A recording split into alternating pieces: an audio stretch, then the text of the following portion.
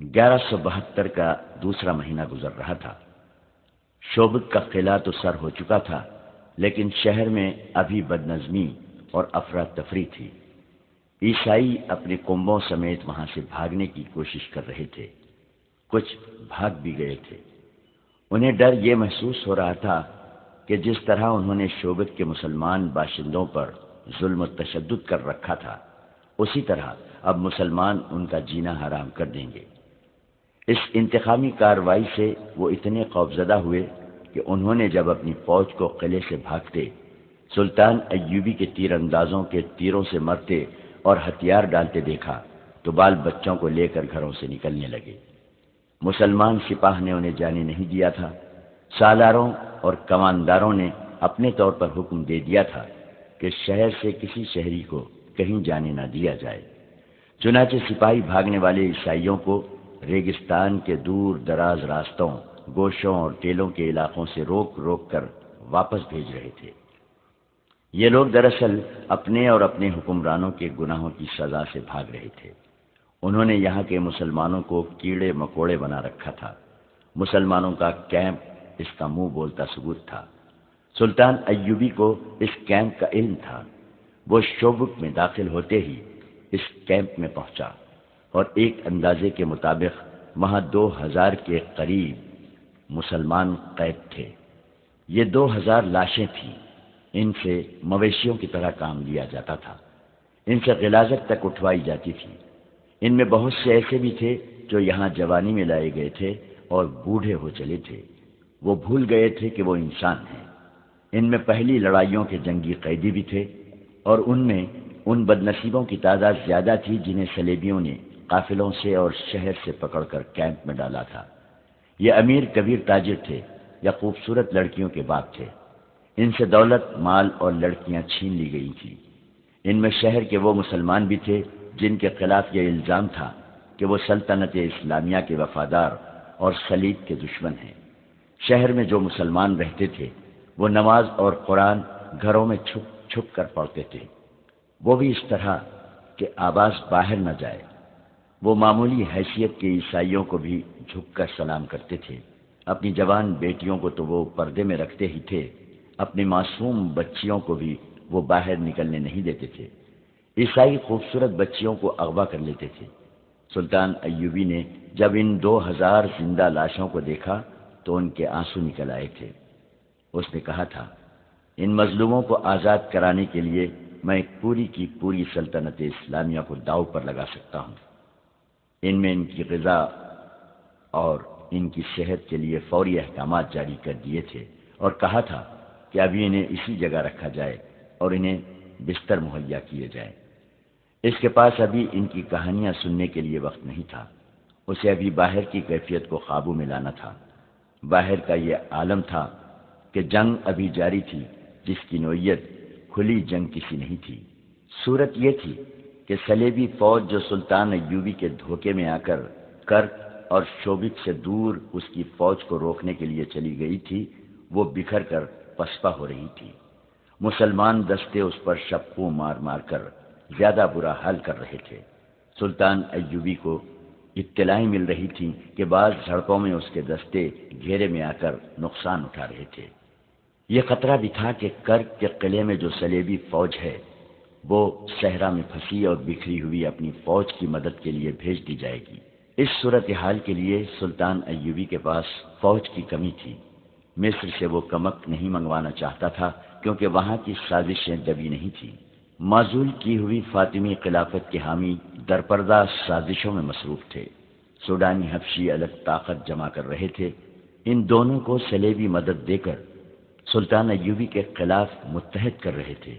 سب سے بڑا خطرہ یہ تھا کہ متعدد مسلمان سیاسی اور فوجی سربراہ بھی سلطان ایوبی کے خلاف درپردہ کارروائیوں میں مصروف تھے۔ یہ ایمان فروشوں کا ٹولہ تھا جو اقتدار کے حصول کے لیے اسلام کے دشمنوں کے ساتھ ساز باز کر رہا تھا۔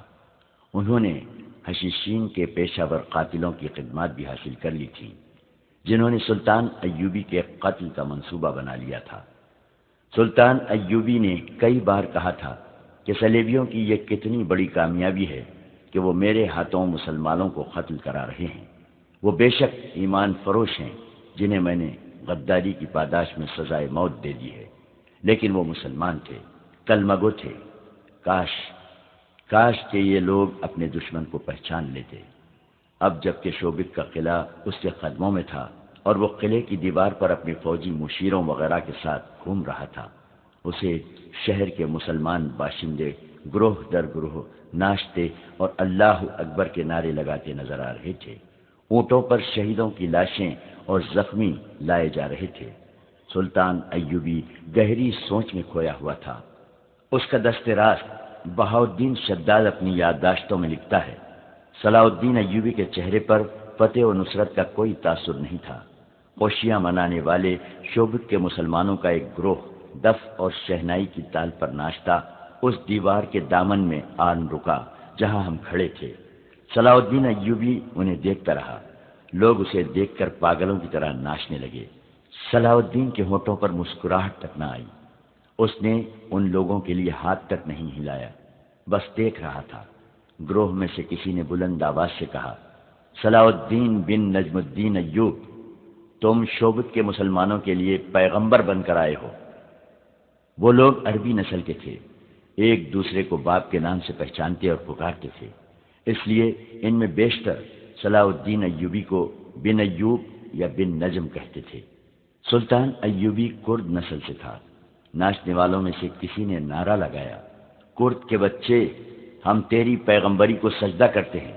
صلاح الدین ایوبی یک لخت بیدار ہو گیا، تڑپ کر بولا، انہیں کہو مجھے گناہگار نہ کرے، میں پیغمبروں کا غلام ہوں، سجدے کے لائق صرف اللہ کی ذات ہے۔ میں نے سلطان کے ایک محافظ سے کہا، بھاگ کر جاؤ اور ان لوگوں سے کہو کہ ایسے نعرے نہ لگائیں، امیر مصر ناراض ہوتے ہیں۔ محافظ جانے لگا تو ایوبی نے اسے روک کر کہا، آرام سے کہنا، ان کا دل نہ دکھانا، انہیں ناچنے دو، انہیں گانے دو، انہوں نے جہنم سے نجات حاصل کی ہے۔ میری زندگی ان لوگوں کی خوشیوں کے لیے وقف ہے۔ وہ اور کچھ نہیں کہہ سکا کیونکہ اس کی آواز پھرا گئی تھی۔ یہ جذبات کا غلبہ تھا۔ اس نے منہ پھیر لیا۔ وہ ہم سب سے اپنے آنسو چھپا رہا تھا۔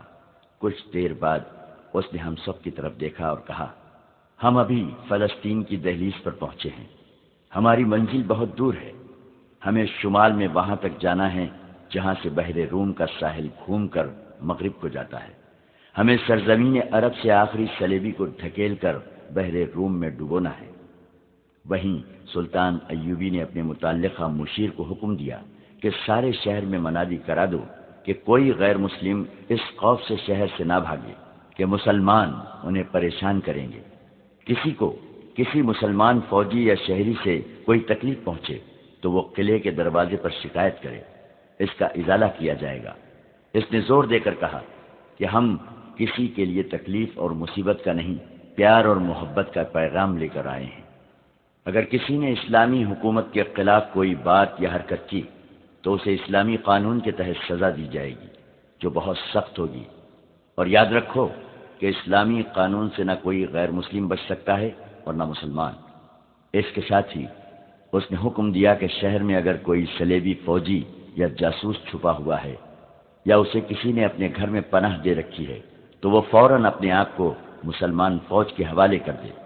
سلطان ایوبی کی فوج قلعے کی ایک دیوار توڑ کر اندر گئی تھی۔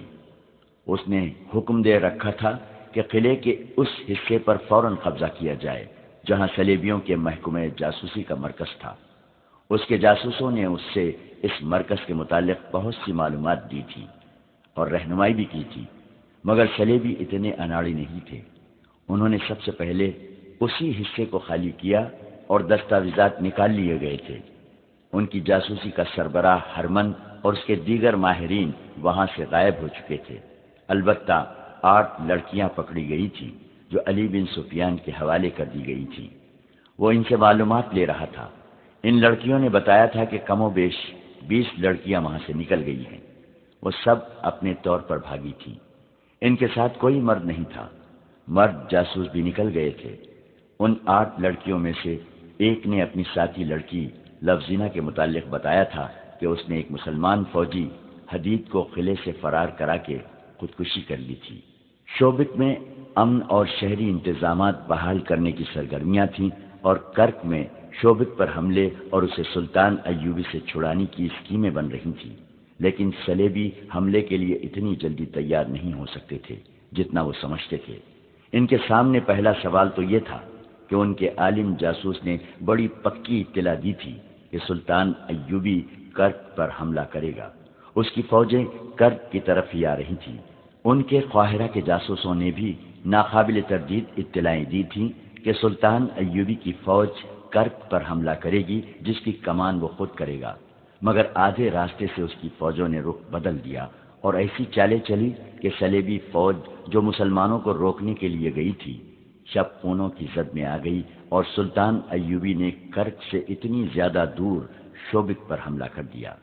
یہ سوال ایک کانفرنس میں پیش کیا گیا تھا جس میں صلیبی فوج کے اعلیٰ افسر اور صلیبی حکمران موجود تھے۔ ان کے محکمہ جاسوسی کا سربراہ جرمن نژاد ہرمن اور عالم جاسوس جسے سلطان ایوبی نے قاہرہ سے گرفتار کر کے رہا کر دیا تھا، ملزموں کی حیثیت سے کانفرنس میں پیش کیے گئے۔ عالم جاسوس شوبک کے قلعے سے بھاگنے میں کامیاب ہو گیا تھا۔ اسے کانفرنس میں ہتھ کڑیوں میں پیش کیا گیا تھا۔ اس پر الزام یہ تھا کہ اس نے غلط اطلاع دے کر مسلمانوں کو فائدہ پہنچایا اور ان کی فتح کا باعث بنا۔ اس نے ایک بار پھر بیان دیا کہ اسے یہ اطلاع کس طرح ملی تھی کہ سلطان ایوبی کرک پر حملہ کرے گا۔ اس نے یہ بھی کہا کہ اگر اس کی اطلاع میں کوئی شک تھا تو متعلقہ محکمے کو اس کے مطابق عمل نہیں کرنا چاہیے تھا۔ اس کے لیے اس بیان پر ہرمن سے پوچھا گیا کہ اس نے جاسوسی کے ماہر کی حیثیت سے کیوں تسلیم کر لیا تھا کہ اس جاسوس کی لائی ہوئی اطلاع بالکل صحیح ہے۔ مجھے اس ضمن میں بہت کچھ کہنا ہے، ہرمن نے کہا۔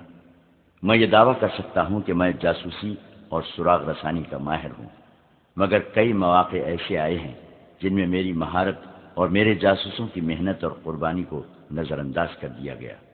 اس کا نتیجہ یہ ہوا کہ میری مہارت فوج کی مرکزی کمان کے حکم یا کسی بادشاہ کے حکم کی نظر ہو گئی۔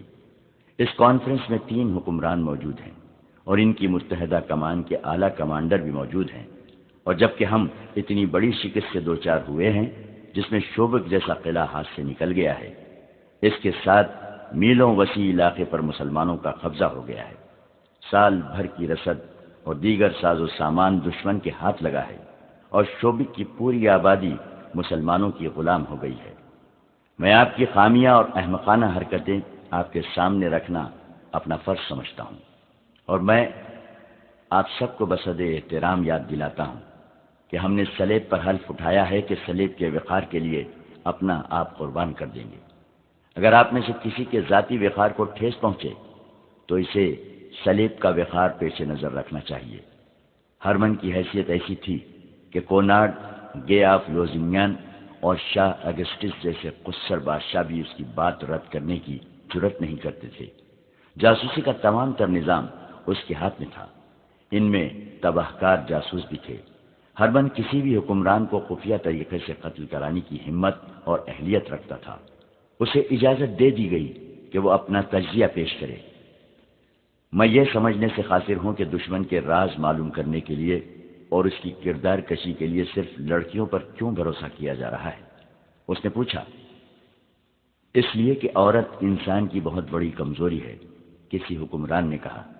کردار کشی کا بہترین ذریعہ عورت ہے، خواہ وہ تحریر میں ہو یا گوشت پوش کی صورت میں ہو۔ کیا تم اس سے انکار کر سکتے ہو کہ عرب میں بہت سے مسلمان عمرا، قلعے داروں اور وزراء کو ہم نے عورت کے ہاتھوں اپنا غلام بنا لیا ہے؟ لیکن آپ یہ نہیں سوچ رہے ہیں کہ اس وقت مسلمانوں کی حکومت فوج کے ہاتھ میں ہے، ہرمن نے کہا۔ ان کا خلیفہ اپنا حکم نہیں منوا سکتا، فوجی امور میں اس کا کوئی عمل دخل نہیں۔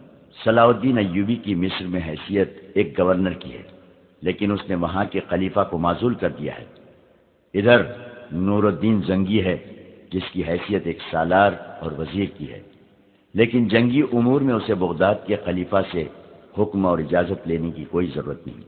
لہذا یہ پیش نظر رکھیے کہ آپ نے چند ایک امیروں، وزیروں اور قلعے داروں کو ہاتھ میں لے لیا ہے تو ان کی حیثیت چند ایک غداروں کی ہے، وہ آپ کو اپنے ملک کا 1 انچ علاقہ بھی نہیں دے سکتے۔ اسلامی سلطنت کے اصل حکمران فوجی ہیں۔ نور الدین زنگی اور صلاح الدین ایوبی نے اپنی فوجوں کی تربیت ایسی کی ہے کہ آپ لڑکیوں سے اس فوج کا کردار خراب نہیں کر سکتے اور نہ ہی کر سکے ہیں۔ اس فوج کے لیے شراب پینا سنگین جرم ہے۔ اسلام میں ہر کسی کے لیے شراب حرام ہے۔ اس پابندی کا اثر یہ ہے کہ مسلمان فوجی ہو یا شہری، وہ اپنے ہوش ٹھکانے رکھتا ہے۔ اگر صلاح الدین ایوبی شراب کا عادی ہوتا تو آج مصر ہمارا ہوتا، اور صلاح الدین ایوبی شوبک کے قلعے کا فاتح نہ ہوتا بلکہ اس قلعے میں ہمارا قیدی ہوتا۔ ہرمن، ایک کمانڈر نے اسے ٹوک کر کہا، اپنی بات لڑکیوں تک رکھو، ہمارے پاس مسلمانوں کے اوصاف سننے کے لیے وقت نہیں ہے۔ میں یہ کہنا چاہتا ہوں، ہرمن نے کہا، کہ جاسوسی کے لیے لڑکیوں کا استعمال ناکام ہو چکا ہے۔ گزشتہ 2 برسوں میں ہم بڑی قیمتی لڑکیاں مصر میں بھیج کر مسلمان فوجیوں کے ہاتھوں مروا چکے ہیں۔ لڑکی کے معاملے میں بھی یہ یاد رکھیے کہ عورت ذات جذباتی ہوتی ہے۔ آپ لڑکیوں کو کتنی ہی سخت ٹریننگ کیوں نہ دیں، وہ مردوں کی طرح پتھر نہیں بن سکتی۔ ہم انہیں خطروں میں پھینک دیتے ہیں۔ خطرہ بہرحال خطرہ ہوتا ہے اور دل و دماغ پر اثر کرتا ہے۔ بعض اوقات حالات بہت ہی بگڑ جاتے ہیں۔ ان حالات میں مسلمان فوجی ہماری لڑکیوں کو تفریح کا ذریعہ بنانے کی بجائے انہیں پناہ میں لے لیتے ہیں اور ان کے جسم اپنے اوپر حرام کر لیتے ہیں۔ لڑکیاں جذبات سے مغلوب ہو کر رہ جاتی ہیں۔ حال ہی میں ہماری ایک لڑکی کو صلاح الدین ایوبی کے ایک کماندار نے ڈاکوؤں سے بچایا اور زخمی ہو گیا۔ لڑکی اسے شوبک میں لے آئی۔ ہم نے اسے مسلمانوں کے کیمپ میں پھینک دیا۔ لڑکی نے اسے ہماری فوج کے ایک افسر کی وردی پہنا کر قلعے سے نکال دیا، اسے گھوڑا بھی دیا۔ میں نے لڑکی کو پکڑ لیا۔ لڑکی نے زہر کھا کر خودکشی کر لی۔ اس نے سزا کے خوف سے خودکشی نہیں کی تھی، اس نے محسوس کر لیا تھا کہ وہ گنہگار ہے اور اپنے جسم کو دھوکے کے لیے استعمال کر رہی ہے۔ یہ احساس اتنا شدید تھا کہ اس نے زہر پی لیا۔ لڑکیوں کے خلاف میں ایک اور دلیل بھی دینا چاہتا ہوں۔ ہمارے پاس جو جاسوس لڑکیاں ہیں ان میں زیادہ تعداد ان کی ہے جنہیں ہم نے بچپن میں مسلمانوں کے قافلوں سے یا ان کے گھروں سے اغوا کرایا تھا۔ انہیں ہم نے اپنا مذہب دیا اور اپنی ٹریننگ دی۔ وہ جوان ہوئیں اور اپنا بچپن اور اپنی اصلیت بھول گئی۔ انہیں یاد بھی نہ رہا کہ وہ مسلمان کی بیٹیاں ہیں، مگر ہم نے ان کے صرف نام بدلے، ان کا مذہب اور ان کا کردار بدلا، ان کے خون کو نہ بدل سکے۔ میں انسانی نفسیات کو سمجھتا ہوں، لیکن یہ میرا تجربہ ہے کہ مسلمان کی نفسیات دوسرے مذاہب کے انسانوں سے مختلف ہے۔ یہ لڑکیاں جب کسی مسلمان کے سامنے جاتی ہیں تو جیسے انہیں اچانک یاد آ جاتا ہے کہ ان کی رگوں میں بھی مسلمان باپ کا خون ہے۔ مسلمان کے خون سے اس کا مذہب نکلتا نہیں۔ تم یہ کہنا چاہتے ہو کہ کسی لڑکی کو جاسوسی کے لیے نہ بھیجا جائے؟ ایک کماندار نے اس سے پوچھا۔ کسی ایسی لڑکی کو نہ بھیجا جائے جو کسی مسلمان کے گھر پیدا ہوئی تھی، ہرمن نے جواب دیا۔ اگر آپ لڑکیوں کو میرے محکمے سے نکال ہی دیں تو صلیب کے لیے بہتر ہی رہے گا۔ آپ مسلمان عمرہ کے حرموں میں لڑکیاں بھیجتے رہیں، آپ انہیں پھانس سکتے ہیں، وہ آسانی سے آپ کے ہاتھ میں آ جاتے ہیں، کیونکہ انہوں نے میدان جنگ نہیں دیکھا، ان کی تلوار ہماری تلوار سے نہیں ٹکرائی۔ ہمیں ان کی صرف فوج پہچانتی ہے، دشمن کو صرف فوج جانتی ہے، اس لیے وہ ہمارے جھانسے میں نہیں آ سکتی۔ صلیبیوں کا شاہ اگسٹس انتہا درجے کا شیطان فطرت حکمران تھا جو اسلام کی دشمنی کو عبادت سمجھتا تھا۔ اس نے کہا، ہرمن، تمہاری نگاہ محدود ہے، تم صرف صلاح الدین اور نور الدین کو دیکھ رہے ہو، ہم اسلام کو دیکھ رہے ہیں۔ ہمیں اس مذہب کی بیخ کنی کرنی ہے، اس کے لیے کردار کشی اور نظریات میں شکوک پیدا کرنا لازمی ہے۔ مسلمانوں میں ایسی تہذیب رائج کرو جس میں کشش ہو۔ ضروری نہیں کہ ہم اپنا مقصد اپنی زندگی میں حاصل کر لیں، ہم یہ کام اپنی اگلی نسل کے سپرد کریں گے۔ کچھ کامیابی وہ حاصل کرے گی اور یہ مہم اس سے اگلی نسل ہاتھ میں لے لے گی۔ پھر ایک دور ایسا آیا ہی جائے گا جب اسلام کا نام و نشان نہیں رہے گا۔ اگر اسلام زندہ رہا بھی تو یہ مذہب کسی اور صلاح الدین اور نور الدین زنگی کو جنم نہیں دے گا۔ میں وثوق سے کہتا ہوں کہ مذہب مسلمانوں کا اپنا ہوگا، لیکن یہ مذہب ہماری تہذیب میں رنگا ہوا ہوگا۔ ہرمن، آج سے 100 سال بعد پر نظر رکھو۔ فتح اور شکست عارضی واقعات ہیں، ہم شوبک پر دوبارہ قبضہ کر لیں گے۔ تم مصر میں سازشوں کو مضبوط کرو، فاطمیوں اور سوڈانی حبشیوں کو مدد دو، حشیشین کو استعمال کرو۔ کانفرنس کے کمرے میں ایک صلیبی افسر داخل ہوا، گرد سے اٹا ہوا اور تھکا ہوا تھا۔ وہ اس فوج کے کمانڈروں میں سے تھا جو باہر ریگستان میں چلی گئی تھی اور آہستہ آہستہ کرک کی طرف پسپا ہو رہی تھی۔ وہ بہت پریشان تھا۔ اس نے کہا، فوج کی حالت اچھی نہیں، میں یہ تجویز لے کے آیا ہوں کہ کرک کی تمام تر فوج کے ساتھ کافی کمک ملا کر شوبک پر حملہ کر دیا جائے اور مسلمانوں کو مجبور کیا جائے کہ وہ آمنے سامنے کی جنگ لڑیں۔ اس وقت جنگ کی کیفیت یہ ہے کہ ہمارے دستے مرکزی کمان کے حکم کے مطابق کرک کی طرف پیچھے ہٹ رہے ہیں۔ مسلمانوں کے شبخون مارنے والے دستے تھوڑی سی نفری سے رات کو عقبی حصے پر شبخون مارتے اور غائب ہو جاتے ہیں۔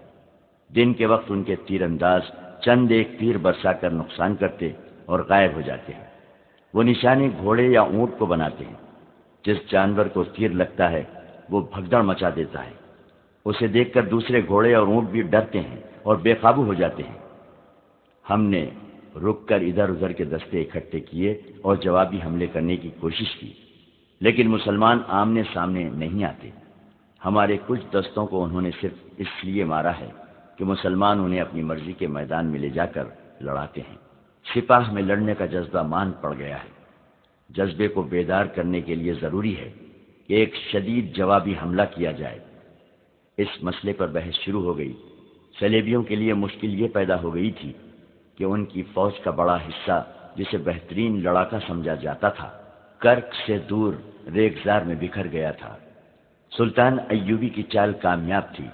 اس کے کماندار اور دستوں کے عہدیدار اس کی چال کو خوش اسلوبی سے عملی رنگ دے رہے تھے۔ وہ پانی پر قبضہ کر لیتے تھے، بلندیوں پر پہنچ جاتے تھے، ٹیلوں کے علاقوں میں گھات لگاتے تھے اور دن کے وقت اگر ہوا تیز ہو تو ہوا کے رخ سے حملہ کرتے تھے۔ اس سے یہ فائدہ ہوتا تھا کہ ہوا اور گھوڑوں کی اڑائی ہوئی ریت صلیبیوں کی آنکھوں میں پڑتی اور انہیں اندھا کرتی تھی۔ سلطان ایوبی کی نفری کافی نہیں تھی۔ مورخ لکھتے ہیں کہ صلیبی حملہ کر دیتے تو سلطان ایوبی کے پاس اتنی نفری نہیں تھی کہ وہ شوبک کو بچا سکتا۔ اس نے جنگی فہم و فراست سے کام لیا اور صلیبیوں پر اپنا رعب قائم کر دیا تھا۔ شوبک کے شمال مشرق میں صلیبیوں کی قاسی فوج بیکار بیٹھی تھی۔ اسے اس ڈر سے واپس نہیں بلایا جا رہا تھا کہ نور الدین زنگی سلطان ایوبی کو کمک بھیج دے گا۔ صلیبی حکمران اور کمانڈر کرک کے قلعے میں بیٹھے ہوئے پیچ و تاب کھا رہے تھے۔ شوبک میں ایوبی کو یہ مسئلہ پریشان کر رہا تھا کہ صلیبیوں نے حملہ کر دیا تو وہ کس طرح روکے گا۔ اس نے عیسائیوں کے بھیس میں اپنے جاسوس کرک بھجوا دیے تھے تاکہ صلیبیوں کے عزائم اور منصوبوں سے آگاہ کرتے رہیں۔ اس نے ایسا انتظام کر رکھا تھا کہ اسے محاذ کی خبریں تیزی سے مل رہی تھیں۔ اس نے شوبک سے اور گرد و نواح کے علاقے سے فوج کے لیے بھرتی شروع کر دی اور حکم دیا کہ قلعے میں فوری طور پر ان کی ٹریننگ شروع کر دی جائے۔ صلیبیوں کے بہت سے گھوڑے اور اونٹ قلعے میں رہ گئے تھے۔ باہر کے دستوں کو اس نے حکم بھیج دیا تھا کہ دشمن کے جانوروں کو مارنے کی بجائے پکڑیں اور قلعے میں بھیجتے رہیں۔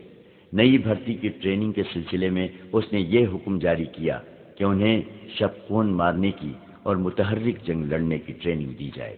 کرک میں جو کانفرنس ہو رہی تھی اس میں ہرمن کی اس تجویز کو رد کر دیا گیا تھا کہ جاسوسی کے لیے لڑکیوں کو استعمال نہ کیا جائے۔ البتہ عالم جاسوس کو چھوڑ دیا گیا اور اسے یہ حکم دیا گیا کہ وہ مسلمانوں پر نظریاتی حملے کرنے کے لیے آدمی تیار کرے۔ اس کے بعد یہ پوچھا گیا کہ شوبک میں کتنی جاسوس لڑکیاں اور مرد رہ گئے ہیں اور کیا لڑکیوں کو وہاں سے نکالا جا سکتا ہے۔ ہرمن نے انہیں بتایا کہ چند ایک لڑکیاں مسلمان کی قید میں ہیں، کچھ نکل آئی ہیں اور کچھ لاپتہ ہیں۔ مرد جاسوسوں کے متعلق اس نے بتایا کہ چند ایک قید ہو گئے ہیں اور بہت سے وہی ہیں۔ انہیں اطلاع بھیج دی گئی ہے کہ وہیں رہیں اور اب مسلمان بن کر اپنا کام کریں۔ ایک صلیبی حکمران نے کہا کہ جو لڑکیاں وہاں قید میں ہیں انہیں نکالنا شاید آسان نہ ہو، لیکن ہو سکتا ہے کہ کچھ لڑکیاں وہاں عیسائیوں کے گھروں میں روپوش ہو گئی ہوں، انہیں وہاں سے نکالنا لازمی ہے۔ تھوڑی دیر کے بحث و مباحثے کے بعد طے ہوا کہ ایک ایسا گروہ تیار کیا جائے جو سلطان ایوبی کے شپوں مارنے والے آدمیوں کی طرح جان پر کھیلنا جانتا ہو۔ اس گروہ کا ہر ایک آدمی ذہین اور پھرتیلا ہو، عربی یا مصری زبان بول سکتا ہو۔ اس گروہ کو ایسے مسلمانوں کے بھیس میں شوبک بھیجا جائے جس سے پتہ چلے کہ کر کے عیسائیوں کے ظلم و تشدد سے بھاگ کر آئے ہیں۔ انہیں یہ کام دیا جائے کہ شوبک میں رہ کر لڑکیوں کا سراغ لگائیں اور انہیں وہاں سے نکالیں۔ اس کام کے لیے وہ جرائم پیشہ آدمی موزوں رہیں گے جنہیں ان کی خواہش کے مطابق جیلوں سے نکال کر فوج میں لایا گیا ہے۔ فوج میں پیشہ ور مجرموں کو تلاش کرو اور انہیں چند دن ٹریننگ دے کر شوبک بھیج دو، لیکن یہ خیال رکھو کہ ان میں وہی سپاہی ہوں جو شوبک میں رہ چکے ہوں اور وہاں کی گلی کوچوں سے واقف ہوں۔ یہاں یہ مسئلہ پیدا ہوا کہ یہ جرائم پیشہ آدمی اس خطے کی زبان نہیں جانتے۔ اس کا حل یہ پیش کیا گیا کہ زیادہ تر ایسے آدمی بھیجے جائیں جو وہاں کی زبان جانتے ہوں۔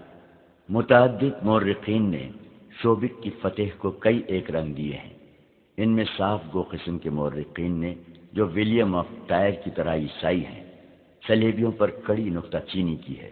وہ لکھتے ہیں کہ ان کے حکمران خوبصورت لڑکیوں کے ذریعے مسلمان علاقوں میں جاسوسی، تقریب کاری اور کردار کشی پر زیادہ توجہ دیتے تھے۔ اس سے ان کے اپنے کردار کا پتہ ملتا ہے کہ کیا تھا۔ یہ درست ہے کہ انہوں نے مسلمانوں کے چند ایک غیر فوجی سربراہوں کو اپنے زیر اثر لے لیا تھا، لیکن ان کے دماغ میں یہ نہ آئی کہ مسلمانوں کی ایک قوم بھی ہے اور ایک فوج بھی ہے۔ کسی قوم اور اس کی فوج کے قومی جذبے کو مارنا آسان کام نہیں ہوتا۔ اس صورت میں جبکہ صلیبیوں نے مسلمانوں کے نہتے قافلے لوٹے تھے، ان کی بچیاں اغوا کی تھی، مفتوحہ علاقوں میں وسیع پیمانے پر آبرو ریزی کی، قتل عام کیا اور مسلمانوں کو بیگار کیمپوں میں ٹھوس کر جانور بنا دیا، مسلمان قوم اور فوج کے جذبے کو مجروح کرنا ممکن ہی نہیں تھا۔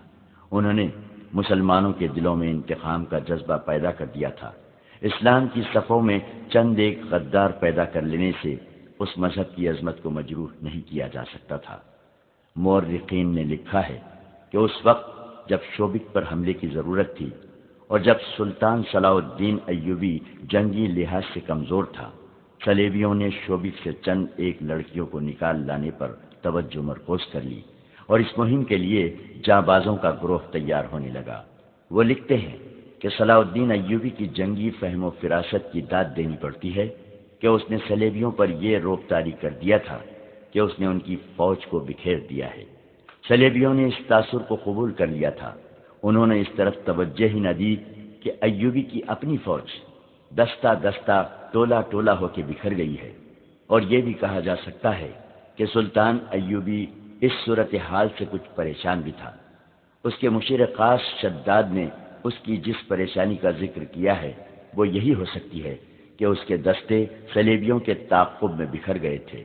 اس سے مرکزیت ختم ہو گئی تھی، اور یہ بھی صحیح ہے کہ اس کے دستے ذاتی اور قومی جذبے کے تحت لڑ رہے تھے۔ ایسی مثالیں بھی ملی ہیں کہ بعض مسلمان دستے صحرائی بھول بھلیوں میں بھٹک گئے اور خوراک اور پانی سے محروم رہے، لیکن وہ ہر حال اور ہر کیفیت میں لڑتے رہے۔ یہ جذبے کی جنگ تھی جس سے صلیبی سپاہی آری تھے۔ انہوں نے اپنے کمانڈروں کو پسپا ہوتے دیکھا تو ان میں لڑنے کا جذبہ ختم ہو گیا۔ اگر صلیبی ادھر توجہ دیتے تو ایوبی کی بکھری ہوئی فوج پر قابو پا سکتے تھے، مگر وہ ذرا ذرا سی باتوں پر اتنی زیادہ توجہ دیتے تھے جتنی اہم جنگی امور پر دی جاتی ہے۔ یہاں ایک اور وضاحت ضروری ہے۔ اس دور کے صلیبی واقعہ نگاروں کے حوالے سے 2-3 غیر مسلم مورخین نے اس قسم کی غلط بیانی کی ہے کہ سلطان صلاح الدین ایوبی نے مسلسل 2 سال شوبک کو محاصرے میں رکھا اور ناکام لوٹ گیا۔ انہوں نے اس کی وجہ یہ بیان کی ہے کہ نور الدین زنگی اور صلاح الدین ایوبی کے درمیان غلط فہمی پیدا ہو گئی تھی۔ زنگی کو اس کے مشیروں نے خبردار کیا تھا کہ ایوبی مصر کو اپنے ذاتی تسلط میں رکھ کر فلسطین کا بھی خود مختار حکمران بننا چاہتا ہے۔ وہ فلسطین پر قبضہ کر کے زنگی کو معزول کر دے گا۔ یہ مورخین لکھتے ہیں کہ نور الدین زنگی نے اس بہانے شوبک کو اپنی فوج روانہ کر دی کہ یہ سلطان ایوبی کے لیے کمک ہے، لیکن اس نے اپنے کمانڈروں کو یہ خفیہ ہدایت دی تھی کہ وہ شوبک کے جنگی امور اپنے قبضے میں لے لیں۔ چنانچہ یہ فوج آئی۔ سلطان ایوبی سے کسی نے کہا کہ نور الدین زنگی نے یہ فوج اس کی مدد کے لیے نہیں بھیجی، بلکہ اس کی مرکزی کمان پر قبضہ کرنے کے لیے بھیجی ہے۔ یہ سن کر سلطان ایوبی دل برداشتہ ہو گیا اور وہ شوبک کا محاصرہ اٹھا کر مصر کو کوچ کر گیا۔ عیسائی مورخین نے زنگی اور ایوبی کی اس مفروضہ چپقلش کو بہت اچھالا ہے، لیکن ان مورخین کی تعداد زیادہ ہے جنہوں نے یہ ثابت کیا ہے کہ سلطان ایوبی نے 1.5 ماہ کے محاصرے کے بعد شوبک کا قلعہ لے لیا تھا۔ البتہ یہ پتہ بھی ملتا ہے کہ صلیبی تخریب کاروں نے نور الدین زنگی کو سلطان ایوبی کے خلاف بھڑکانے کی کوشش کی، جو کامیاب نہیں ہو سکی۔ اس کا ثبوت یہ ہے کہ سلطان ایوبی کے والد نجم الدین ایوب لمبی مسافت طے کر کے شوبک پہنچے۔ انہیں شک ہو گیا تھا کہ ان کا بیٹا ایسی حماقت پر اتر ہی نہ آیا ہو اور کہیں ایسا نہ ہو کہ تخریب کار اس کے کان زنگی کے خلاف کر دے۔ بہاؤالدین شداد اپنی یادداشتوں میں رقم تراز ہے۔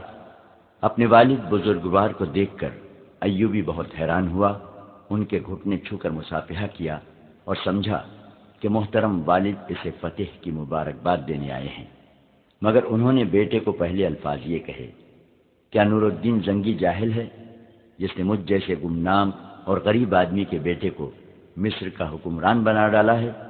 کیا مجھے یہ سننا پڑے گا کہ تیرا بیٹا ذاتی اقتدار کی خاطر سلطنت اسلامیہ کے محافظ نور الدین زنگی کا دشمن ہو گیا ہے؟ جاؤ اور زنگی سے معافی مانگو۔ بات کھلی تو معلوم ہوا کہ سلطان ایوبی کا ذہن صاف ہے اور نور الدین زنگی سے کمک مانگنے والا ہے۔ نجم الدین ایوب مطمئن ہو گئے اور واضح ہو گیا کہ یہ صلیبیوں کی تخریب کاری اور عیاری ہے۔ سلطان ایوبی نے اپنے خصوصی قاصد اور معتمد فقیہ عیسیٰ الحکاری کو اپنے والد محترم کے ساتھ رخصت کیا اور الحکاری کو نور الدین زنگی کے نام ایک تحریری پیغام دیا۔ اس کے ساتھ شوبک کے کچھ تحفے بھی بھیجے۔ اس نے لکھا، بیش قیمت تحفہ شوبک کا قلعہ ہے جو میں آپ کے قدموں میں پیش کرتا ہوں۔ اس کے بعد خدائے عزوجل کی مدد سے کرد کا قلعہ پیش کر دوں گا۔ اس پیغام میں سلطان ایوبی نے واضح کیا تھا کہ صلیبیوں کی تخریب کاری سے خبردار رہیں اور یہ نہ بھولیں کہ کچھ مسلمان امراء بھی اس تخریب کاری اور سازشوں میں صلیبیوں کا ہاتھ بٹا رہے ہیں، ان کی سرکوبی کی جائے۔ اس پیغام میں سلطان ایوبی نے شوبک کی اس وقت کی صورتحال اور اپنی فوج کی کیفیت تفصیل سے لکھی اور کچھ انقلابی تجویزیں بھی پیش کیں۔ اس نے زنگی کو لکھا کہ ان حالات میں جب دشمن ہماری سرزمین پر قلعہ بند ہے اور وہ میدان جنگ میں ہمارے خلاف سرگرم ہیں اور زمین دوز کارروائیوں سے بھی ہمارے درمیان غدار پیدا کر رہا ہے، میں اس نتیجے پر پہنچا ہوں کہ ہماری غیر فوجی قیادت نہ صرف ناکام ہو گئی ہے بلکہ سلطنت اسلامیہ کے لیے خطرہ بن گئی ہے۔ ہم گھر سے دور بے رحم صحراؤں میں دشمن سے برسر پیکار ہیں۔ ہمارے مجاہد لڑتے اور مرتے ہیں، وہ بھوکے اور پیاسے بھی لڑتے ہیں، انہیں کفن نصیب نہیں ہوتے، ان کی لاشیں گھوڑوں کے تلے روندی جاتی ہیں اور صحرائی لومڑیاں اور گدھوں کی خوراک بنتی ہیں۔ اسلام کی عظمت اور قوم کے وقار کو جتنا وہ سمجھتے ہیں اتنا اور کوئی نہیں سمجھ سکتا۔ ہمارے غیر فوجی حکام اور سربراہوں کے خون کا ایک قطرہ نہیں گرتا، وہ میدان جنگ سے بہت دور محفوظ بیٹھے ہیں۔ یہی وجہ ہے کہ وہ عیش و عشرت کے عادی ہو گئے ہیں۔ دشمن انہیں نہایت حسین اور چلبلی لڑکیوں اور یورپ کی شراب سے اپنا مرید بنا لیا ہے۔ ہم دین و ایمان کی سربلندی کے لیے مرتے ہیں اور وہ ایمان کو دشمن کے ہاتھ بیچ کر عیش کرتے اور اس کے ہاتھ مضبوط کرتے ہیں۔ سلطان ایوبی نے لکھا کہ اب جب کہ میں فلسطین کی دہلیز پر آ گیا ہوں اور میں نے فلسطین لیے بغیر واپس نہ جانے کا طے کر لیا ہے، میں ضروری سمجھتا ہوں کہ آپ نور الدین زنگی غیر فوجی قیادت پر کڑی نظر رکھیں۔ امیر العلماء سے کہیں کہ وہ مساجد میں اور ہر جگہ اعلان کر دے کہ سلطنت اسلامیہ کا صرف ایک خلیفہ ہے اور یہ بغداد کی خلافت ہے۔ ہر مسلمان پر اس واحد خلافت کی اطاعت فرض ہے، لیکن خطبے میں اور کسی مسجد میں خلیفہ کا نام نہیں لیا جائے گا۔ عظیم نام صرف اللہ اور اس کے رسول صلی اللہ علیہ وسلم کا ہے۔ یہ حکم بھی جاری کیا کہ آئندہ جب خلیفہ یا کوئی حاکم کسی دورے یا معائنے کے لیے باہر نکلے گا تو اس کے محافظ دستے کے سوا کوئی جلوس اس کے ساتھ نہیں ہوگا، اور لوگ راستے میں رک کر اور جھک جھک کر اسے سلام نہیں کریں گے۔ سلطان ایوبی نے سب سے زیادہ اہم بات یہ لکھی کہ شیعہ سنی تفرقہ بڑھتا جا رہا ہے۔ فاطمی خلافت کی معزولی نے اس تفرقے میں اضافہ کر دیا ہے۔ یہ تفریق ختم ہونی چاہیے۔ بے شک خلافت اور حکومت سنی ہیں، لیکن کسی سنی حاکم یا اہلکار کو یہ حق حاصل نہیں کہ وہ شیعوں کو اپنا غلام سمجھے۔ حکومت اور فوج میں شیعوں کو پوری نمائندگی دی جائے۔ اس قسم کی کچھ اور بھی انقلابی تجاویز تھیں جو سلطان ایوبی نے نور الدین زنگی کو بھیجی۔ مورخین اس پر متفق ہیں کہ زنگی نے ان پر فوری طور پر عمل کیا۔ اپنے ہاں بھی سلطان ایوبی نے شیعہ سنی تفرقہ پیار و محبت، عقل و دانش سے مٹانا شروع کر دیا۔ کرک میں سلیبی سلطان ایوبی پر جوابی وار کرنے پر غور کر رہے تھے۔ ان کی مرکزی کمان نے قاصدوں کے ذریعے اپنی بکھری ہوئی فوج کو احکام بھیج دیے کہ مسلمانوں سے لڑنے کی کوشش نہ کریں، بلکہ نکلنے کی ترکیب کریں تاکہ جوابی حملے کے لیے زیادہ سے زیادہ فوج بچ جائے۔ ان احکام کے ساتھ ہی انہوں نے 40 جابازوں کا ایک گروہ تیار کر لیا جسے مظلوم مسلمانوں کے بحروپ میں شوبک میں داخل ہوا اور لڑکیوں کو وہاں سے نکالنا تھا۔ صلیبی حکمرانوں نے اس خیال سے کہ سلطان ایوبی مصر سے غیر حاضر ہے، وہاں اپنے تقریب کاروں میں اضافہ کرنے کا بھی فیصلہ کر لیا۔ وہ سوڈانیوں اور فاطمیوں کو جلد از جلد متحد کر کے قاہرہ پر قبضہ کرنا چاہتے تھے۔ شوبک اور کرک کے درمیانی علاقے میں بہت خون بہہ رہا تھا۔ وہ سارا علاقہ ہموار ریگستان نہیں تھا۔ کئی جگہوں پر مٹی اور ریتیلی سلوں کے ٹیلے تھے اور کہیں ریت کی گول گول ٹیکریاں تھیں جن میں کوئی داخل ہو جائے تو باہر نکلنے کا راستہ نہیں ملتا تھا۔ ایسے علاقوں میں صلیبی بھی مر رہے تھے اور سلطان ایوبی کے مجاہدین بھی، اور وہاں شوبک کے وہ عیسائی بھی مر رہے تھے جو مسلمانوں کے ڈر سے شہر سے کرک کی سمت بھاگ اٹھے تھے۔ فضا میں گدھوں کے قول اڑ رہے تھے، ان کے پیٹ انسانی گوشت سے بھرے ہوئے تھے۔ صحرائی درندے لاشوں کو چیڑ پھاڑ رہے تھے اور مورکا آرائی کا یہ عالم تھا جیسے افق سے افق تک انسان ایک دوسرے کا کشت و خون کر رہے ہوں۔ اس وسیع ریگزار میں کہیں کہیں نخلستان بھی تھے جہاں پانی مل جاتا تھا۔ تھکے ہارے انسان، زخمی انسان اور پیاس کے مارے ہوئے انسان وہاں جا جا کر گرتے تھے۔ عماد ہاشم سلطان ایوبی کی فوج کے ایک چھوٹے سے دستے کا کمانڈر تھا۔ وہ شامی باشندہ تھا، اسی لیے وہ اپنا نام عماد شامی بتایا کرتا تھا۔ صلیبیوں کے خلاف جو جذبہ ہر مسلمان سپاہی کے دل میں تھا وہ عماد شامی میں بھی تھا، لیکن اس کے جذبے میں انتقام کا قہر اور غضب زیادہ تھا۔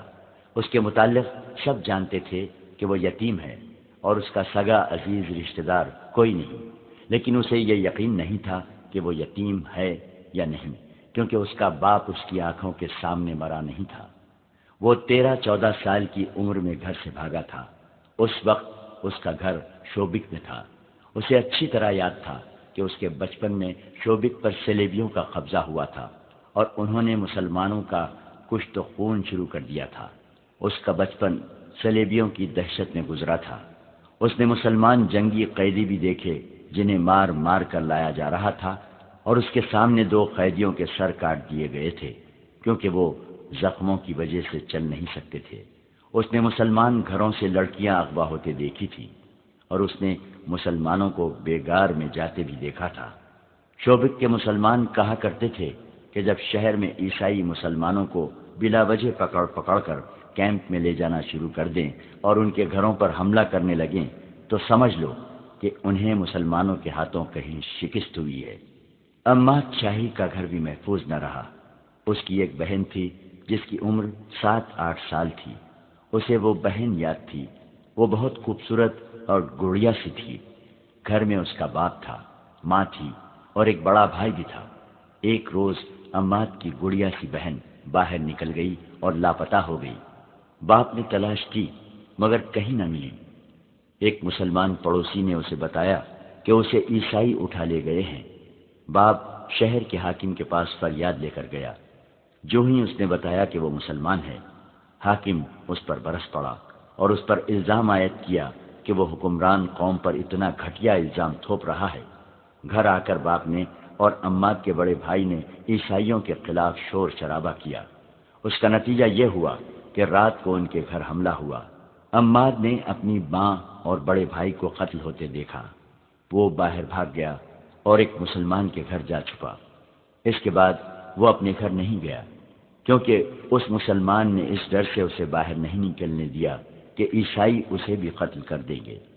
تھوڑے دنوں بعد اس مسلمان نے اسے ایک اور آدمی کے حوالے کر دیا جو اسے چوری چھپے شہر سے باہر لے گیا۔ صبح کے وقت وہ ایک قافلے کے ساتھ جا رہا تھا۔ بہت دنوں کی مسافت کے بعد وہ شام پہنچا۔ وہاں اسے ایک امیر کبیر تاجر کے گھر نوکری مل گئی۔ اب اس کی یہی زندگی تھی کہ نوکری کرے اور زندہ رہے۔ وہ ذہنی طور پر بالغ اور بیدار ہو گیا۔ یہ انتقام کا جذبہ تھا۔ اسی جذبے کے زیر اثر اسے فوجی اچھے لگتے تھے۔ اس نے تاجر کی نوکری چھوڑ کر کسی فوجی حاکم کے گھر میں نوکری کر لی۔ عماد نے اسے بتایا کہ اس پر کیا بیتی ہے اور یہ بھی بتایا کہ وہ فوج میں بھرتی ہونا چاہتا ہے۔ اس حاکم نے اس کی پرورش کی اور 16 سال کی عمر میں اسے شام کی فوج میں بھرتی کرا دیا۔ وہ انتقام کے لیے بے تاب تھا۔ اسے 3-4 معرکوں میں شریک ہونے کا موقع ملا جن میں اس کے جوہر سامنے آ گئے۔ 11-12 سال بعد اسے اس فوج کے ساتھ مصر روانہ کر دیا گیا جو نور الدین زنگی نے سلطان ایوبی کی مدد کے لیے بھیجی تھی۔ 2 سال مصر میں گزر گئے۔ پھر خدا نے اس کی یہ مراد بھی پوری کی کہ وہ شوبک پر حملہ کرنے والی فوج کے ساتھ گیا، لیکن اسے اس فوج میں رکھا گیا جسے ریگزار میں صلیبیوں کی فوج پر حملے کرنے تھے۔ وہاں وہ صلیبیوں کے لیے قہر بنا ہوا تھا۔ اس کا چھاپا مار سوار دستہ مشہور ہو گیا تھا۔ عماد شامی اپنے سواروں کو ساتھ لیے صحرا میں صلیبیوں کی مشق لیتا پھرتا اور بھیڑیوں اور چیتوں کی طرح ان پر جھپٹتا تھا، مگر ان کے سینے میں جو آگ لگی ہوئی تھی وہ سرد نہیں ہوتی تھی۔ 1 ماہ بعد اس کے دستے میں کل 4 سوار رہ گئے تھے، باقی سب شہید ہو گئے۔ ایک رات اس نے ان 4 سواروں سے صلیبیوں کے کم و بیش 50 افراد کے دستے پر حملہ کر دیا۔ وہ سارا دن چھپ چھپ کر اس کا پیچھا کرتا رہا۔ دن کے وقت وہ 4 سپاہیوں سے 50 سپاہیوں پر حملہ نہیں کر سکتا تھا۔ ان کے تعاقب میں وہ بہت دور نکل گیا۔ رات کو صلیبی رک گئے اور انہوں نے پڑاؤ کیا، لیکن بہت سے سنتری بیدار رکھے۔ عماد نے آدھی رات کے وقت گھوڑوں کو ایڑ لگائی اور سوئے ہوئے صلیبیوں کے درمیان سے اس طرح گزرا کہ برچھی سے دائیں بائیں وار کرتا گیا۔ اس کے چاروں جابازوں کا بھی یہی انداز تھا۔ انہیں جو ہلتی چیز نظر آئی اس پر برچھیوں اور تلواروں سے وار کرتے ہوئے اندھیرے میں غائب ہو گئے۔ کئی سوئے ہوئے صلیبی ان کے گھوڑوں تلے روندے گئے۔ سنتریوں نے تاریکی میں تیر چلائے جو خطا گئے۔ آگے جا کر عماد نے اپنے جانباز سواروں کو روکا اور انہیں وہاں سے آہستہ آہستہ پیچھے لایا۔ اس نے یہ بھی نہ سوچا کہ دشمن بیدار ہو چکا ہے۔ وہ گھوڑ سواروں کو پھر قریب لے گیا اور ایڑ لگانے کا حکم دے دیا۔ اندھیرے میں اسے سائے سے گھومتے پھرتے نظر آ رہے تھے۔ 5 گھوڑے سر پر دوڑتے ان کے درمیان سے گزرے، مگر اب وہ دشمن پر وار کر کے آگے گئے تو وہ 5 کی بجائے 3 تھے۔ 2 کو صلیبی تیر اندازوں نے گرا دیا تھا۔ عماد کا خون اور زیادہ جوش میں آ گیا۔ اس نے اپنے مجاہدوں سے کہا، ابھی انتقام لیں گے۔ یہ اس کی حماقت تھی۔ اس نے اپنے دونوں مجاہدوں کو موڑا اور صلیبیوں کے قریب آہستہ آہستہ آ کر حملے کا حکم دے دیا۔ اب تو گھوڑے بھی تھک گئے تھے اور دشمن پوری طرح بیدار ہو گیا تھا۔ اس حملے کا نتیجہ یہ ہوا کہ عماد اکیلا رہ گیا۔ اب کہ وہ دشمن میں سے نکلا تو اس کے ساتھ اپنے 2 ساتھیوں کی بجائے 2 صلیبی تھے جو اس کا تعاقب کر رہے تھے۔ اندھیرے میں اس نے انہیں ان کی للکار سے پہچانا، ورنہ وہ انہیں اپنے ساتھی سمجھ رہا تھا۔ وہ اس کے سر پر پہنچ گئے۔ انہوں نے اس پر تلواروں سے حملہ کیا۔ اس کے پاس لمبی برچھی تھی۔ دوڑتے گھوڑے سے اس نے دونوں کا مقابلہ کیا۔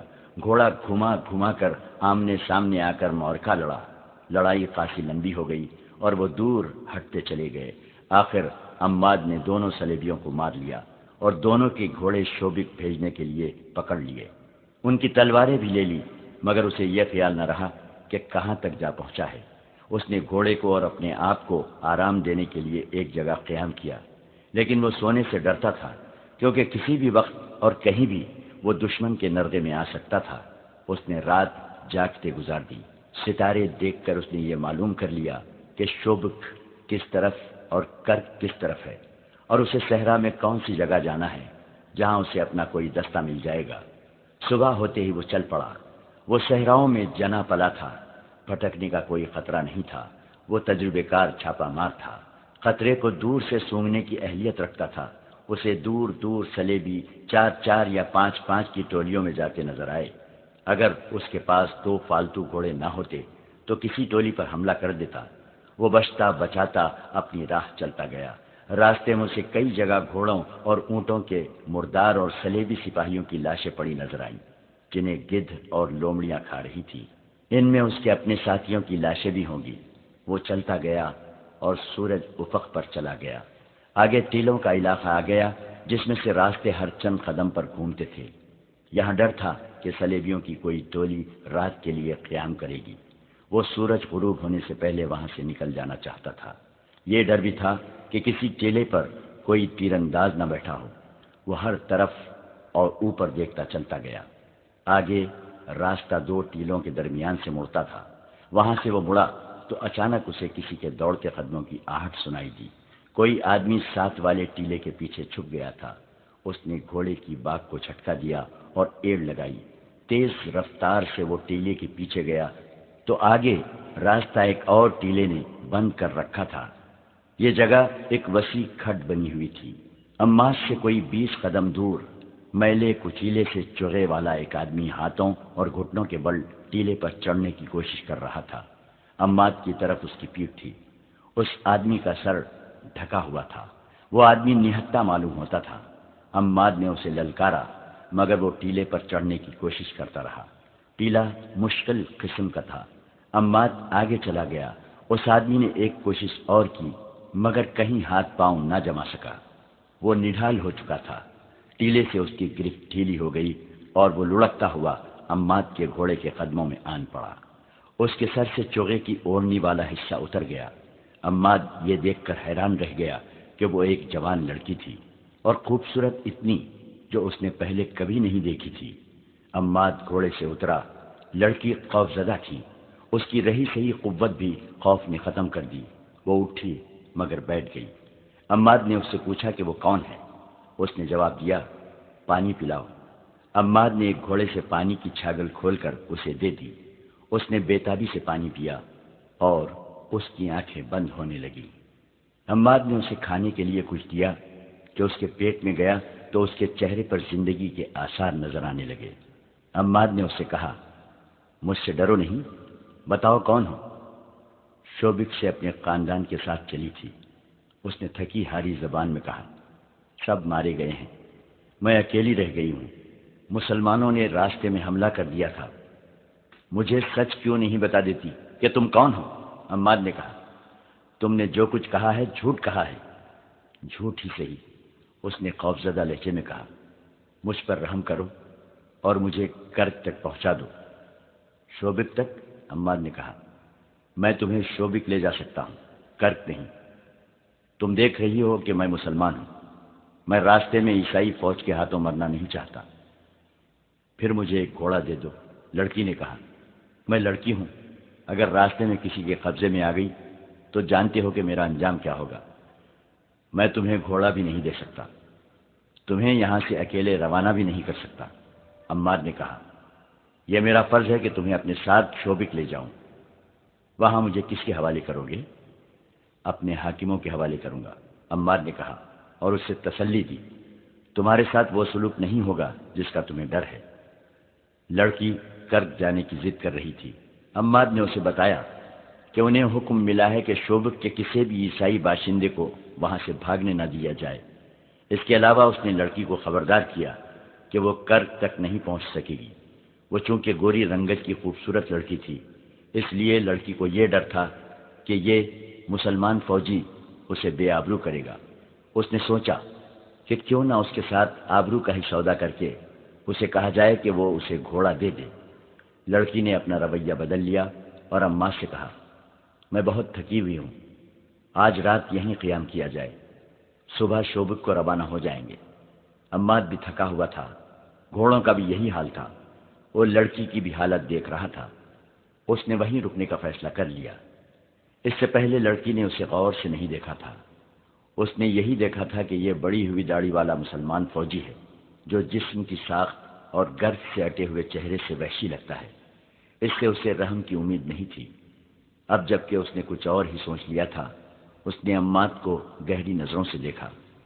اس وقت عماد بھی اسے گہری نظروں سے دیکھ رہا تھا اور سوچ رہا تھا کہ اس قدر حسین لڑکی کا اس صحرا میں اکیلے رہ جانا، جہاں صلیبی اور اسلامی سپاہی لمبے عرصے سے بھوکے بھیڑیوں کی طرح بھاگتے دوڑتے پھر رہے ہیں، اس کے لیے کتنا خطرناک ہے۔ اور یہ بھی ہو سکتا ہے کہ اس لڑکی پر سپاہی یا کماندار آپس میں ہی لڑ مرے۔ وہ خود بھی فرشتہ نہیں تھا۔ اس نے لڑکی کی آنکھوں میں جھانکا۔ اس وقت لڑکی اسے دیکھ رہی تھی۔ عماد نے کوشش کی کہ وہ لڑکی سے نظریں پھیر لے، مگر لڑکی کی آنکھوں نے اس کی آنکھوں کو گرفتار کر لیا۔ اس نے اپنے جسم کے اندر کوئی ایسا جذبہ محسوس کیا جو اس کے لیے اجنبی تھا۔ اس نے ایک بار نظریں جھکا لی، مگر آنکھیں اپنے آپ پھر اوپر اٹھ گئی اور وہ بے چین سا ہونے لگا۔ لڑکی کے ہونٹوں پر ہلکی سی مسکراہٹ آ گئی۔ عماد نے آہستہ سے کہا، تم شاید کنواری ہو؟ ہاں، لڑکی نے جواب دیا اور ذرا سا بھی سوچے بغیر کہہ دیا، میرا دنیا میں کوئی نہیں رہا، اگر میرے ساتھ کر چلے چلو تو میں تمہارے ساتھ شادی کر لوں گی۔ عماد بیدار سا ہو گیا۔ اس نے کہا، پھر تم مجھے کہو گی کہ اپنا مذہب تبدیل کر لو، جو میں نہیں کر سکوں گا۔ تم شوبک چل کر میرے ساتھ شادی کرو اور مسلمان ہو جاؤ۔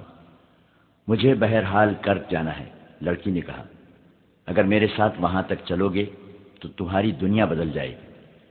لڑکی نے سودا بازی شروع کر دی تھی، لیکن عماد کچھ اور ہی سوچ رہا تھا۔ یہ سوچ ایسی تھی جسے وہ سمجھ بھی نہیں سکتا تھا۔ وہ بار بار لڑکی کے چہرے، اس کے ریشمی بالوں اور آنکھوں کو دیکھتا اور سر جھکا کر سوچ میں کھو جاتا تھا۔ لڑکی کی جیسے وہ کوئی بات سن ہی نہیں رہا تھا۔ تھوڑی دیر بعد لڑکی کا چہرہ گہری شام کی تاریکی میں چھپ گیا۔ اس نے گھوڑے کے ساتھ بندھے ہوئے تھیلے میں سے کھانے کی 2-3 چیزیں نکالی، لڑکی کو دیں اور خود بھی کھا لی۔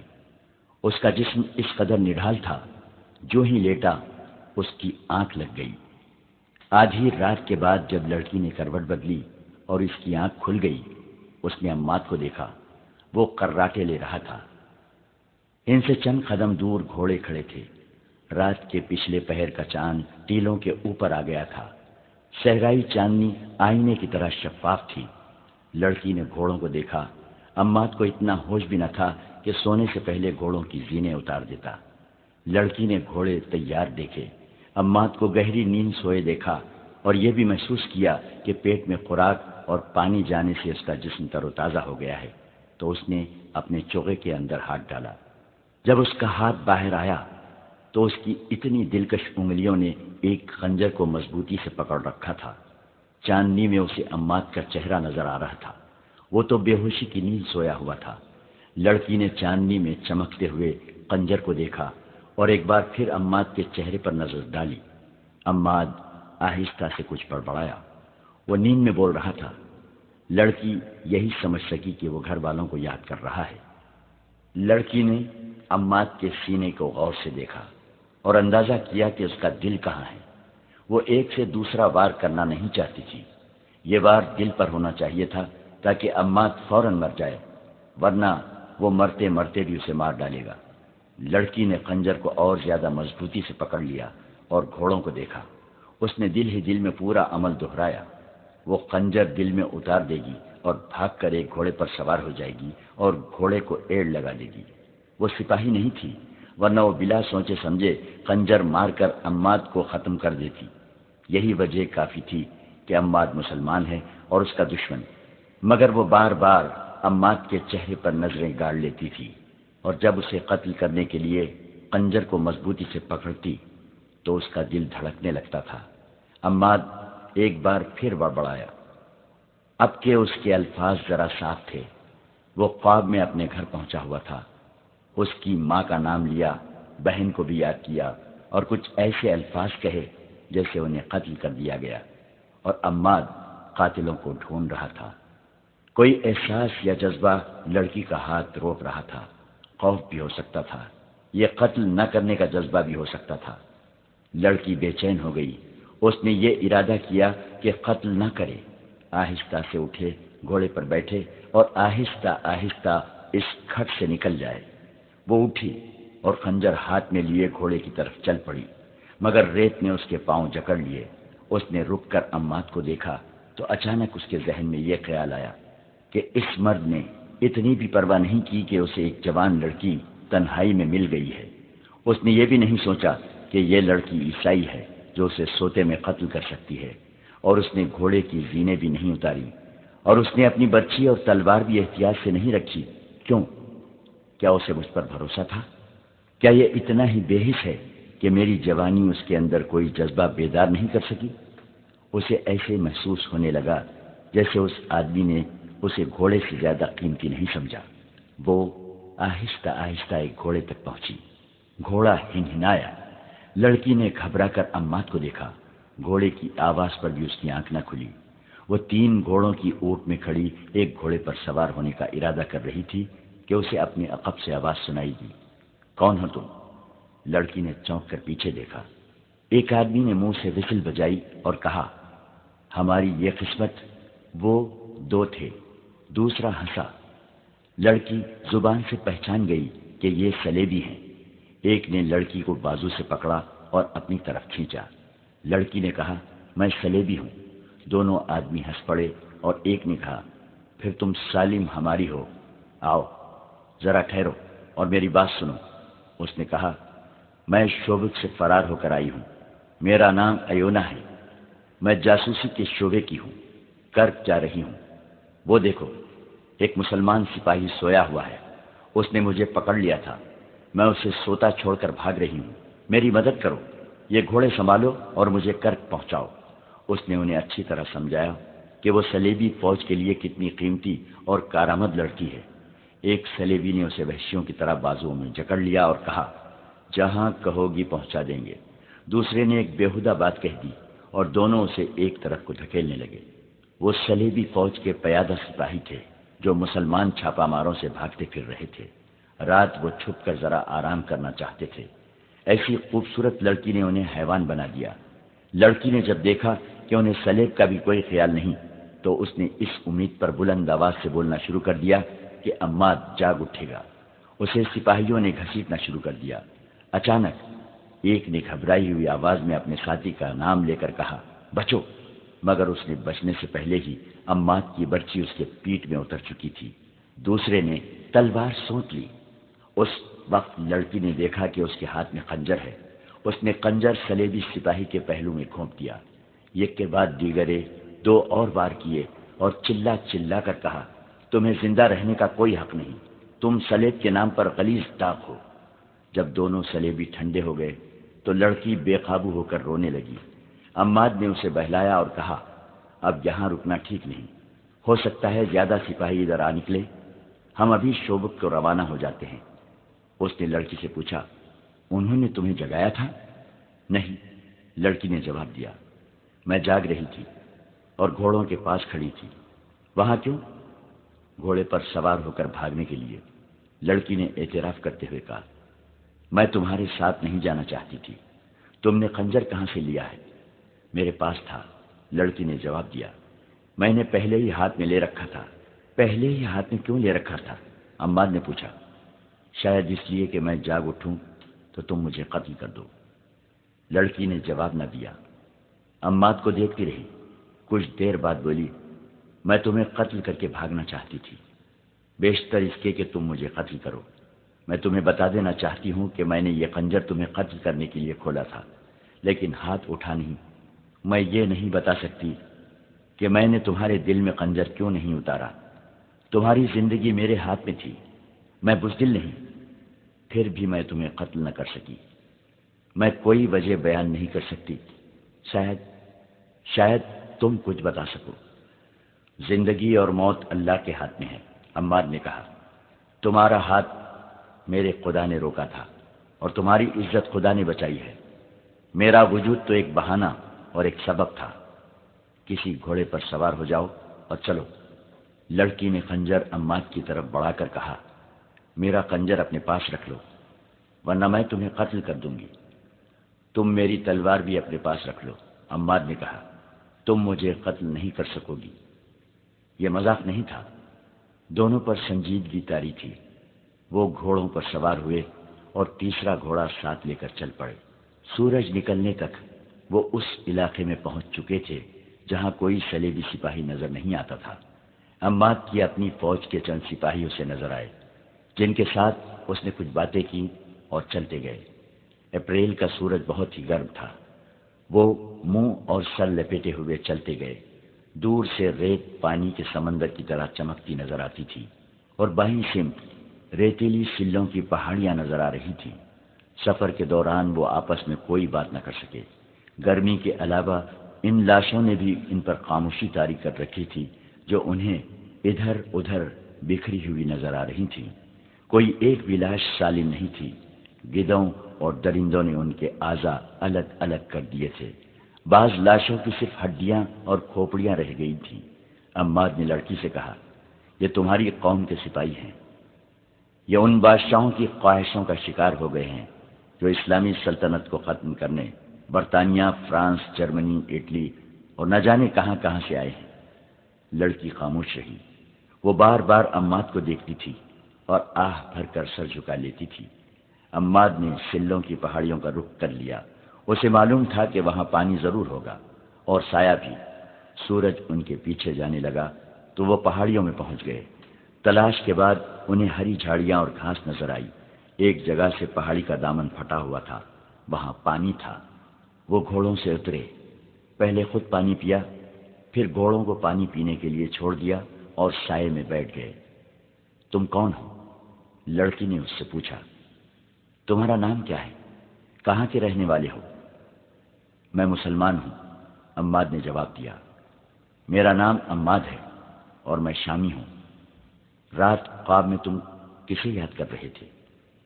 یاد نہیں رہا، عمار نے کہا۔ میں شاید خواب میں بول رہا ہوں گا۔ میرے ساتھی مجھے بتایا کرتے ہیں کہ میں خواب میں بولا کرتا ہوں۔ تمہاری ماں ہے، بہن ہے؟ لڑکی نے پوچھا اور کہا، شاید تم انہیں یاد کر رہے تھے۔ تھیں کبھی، عمار نے آہ بھر کر کہا۔ اب انہیں خواب میں دیکھا کرتا ہوں۔ لڑکی نے اس سے ساری بات پوچھنے کی بہت کوشش کی، لیکن عمار نے اور کچھ نہیں بتایا۔ اس نے لڑکی سے کہا، تم نے اپنے متعلق جھوٹ بولا تھا۔ مجھے پوچھنے کی کوئی ضرورت نہیں کہ تم کون ہو۔ میں تمہیں متعلقہ حاکم کے حوالے کر کے واپس آ جاؤں گا۔ اگر سچ بول سکو تو اپنے متعلق کچھ بتا دو، لیکن یہ نہ کہنا کہ تم ان صلیبی لڑکیوں میں سے نہیں ہو جو ہمارے ملک میں جاسوسی کے لیے آتی ہیں۔ تم ٹھیک کہتے ہو، لڑکی نے کہا۔ میں جاسوس لڑکی ہوں۔ میرا نام ایونا ہے۔ تمہارے ماں باپ کو معلوم ہے کہ تمہارا کام کس قسم کا ہے؟ عمار نے پوچھا۔ میرے ماں باپ نہیں ہیں، ایونا نے جواب دیا۔ میں نے ان کی صورت بھی نہیں دیکھی۔ میرا محکمہ میری ماں اور اس محکومے کا حاکم ہرمن میرا باپ ہے۔ اس نے یہ بات یہیں پر ختم کر دی اور کہا، میری ایک ساتھی لڑکی نے ایک مسلمان سپاہی کو بچانے کے لیے زہر پی لیا تھا۔ میں اس وقت بہت حیران ہوئی تھی کہ کوئی صلیبی لڑکی ایک مسلمان کے لیے اتنی بڑی قربانی دے سکتی ہے۔ میں آج محسوس کر رہی ہوں کہ ایسا ہو سکتا ہے۔